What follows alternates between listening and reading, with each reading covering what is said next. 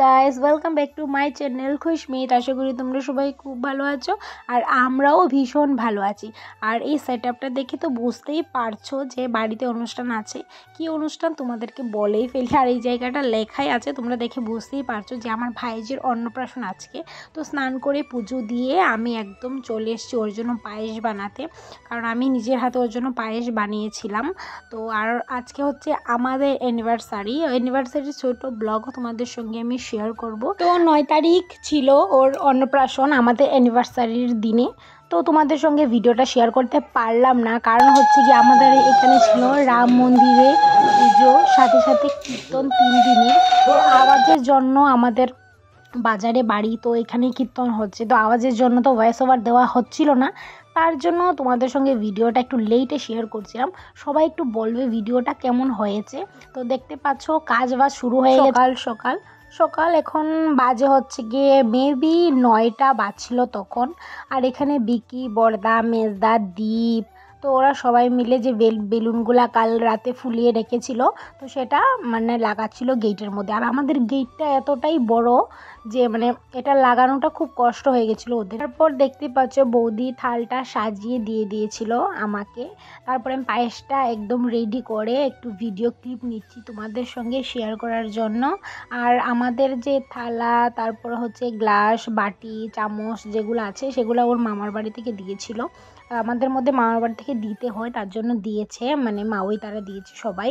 আর এখানটাতে আমি হচ্ছে গিয়ে প্রদীপটা জ্বালাচ্ছিলাম, মোমবাতি, আর বৌদি সব এনে দিচ্ছিল আমার কাছে, আর আমি সবগুলো জ্বালাচ্ছিলাম। আর এখানটাতে এটা স্ট্যান্ড বানানো হলো না, মানে এন্ড মুহূর্তে এটা নিয়ে আসা হলো, স্ট্যান্ড বানানো হলো না, তার জন্য গেটের মধ্যে বর্দা লাগিয়ে দিয়েছে।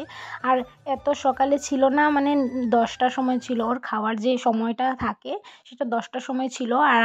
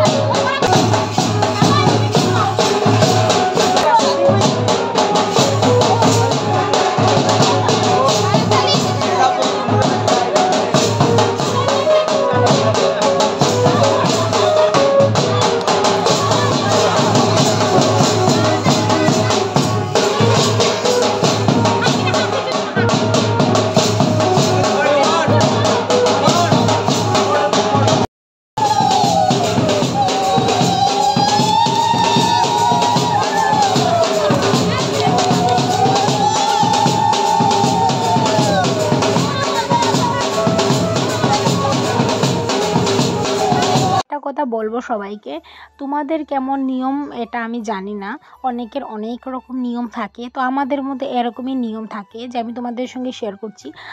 আমাদের মধ্যে পায়েসটা খাওয়ানো হয়, আর যে ভাত, তারপরে মাছ ভাত মাংস যেগুলো করা হবে সেগুলো একটাও খাওয়ানো হবে না, শুধু আমাদের মধ্যে শুধু এইটাই খাওয়ানো হয়, শুধু পায়েসটা। আর অনেকের মধ্যে দেখলাম যে ভাত টাত সেই সবগুলা খাওয়ানো হয়। তো আমাদের বাড়িতে খাওয়ানো হবে না, এটা খাওয়ানো হবে মামার বাড়িতে। তো মামার বাড়িতে যেদিন ও যাবে শাক ভাত খেতে, তো সেই দিন মামার হাতেও খাবে।